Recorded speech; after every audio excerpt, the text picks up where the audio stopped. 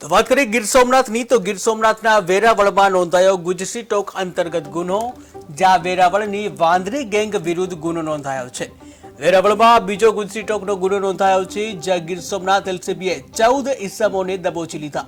ત્યારે શરીફ ચિનોય અને Wasim બુરો gang leader ઝડપાઈ ગયા છે, જ્યાં છેલ્લા 10 વર્ષમાં 196 જેટલા ગુનાઓ નોંધાયા।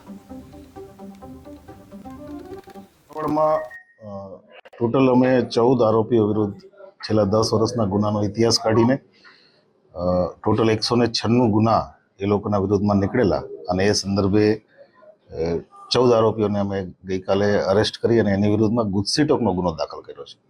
અને આ જે તમામ આરોપીઓ છે એ સમગ્ર પંથકમાં મર્ડર, ખંડણી, એટેમ્પ્ટ ટુ મર્ડર, લૂંટ અને એ સિવાયના બીજા નાના મોટા ગુનાઓ શરીર સંબંધી તમામ ગુનાઓમાં સંકળાયેલા છે।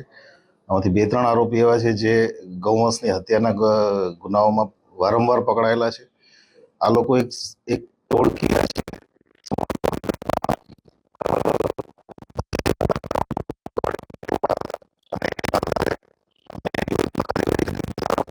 છે અને હવે આગળની કાર્યવાહી નામદાર કોર્ટ દ્વારા કરીશું। 196 ગુનાની વાત છે। આ ગુનાઓ કયા કયા વિસ્તારમાં કે રાજ્યભરમાં?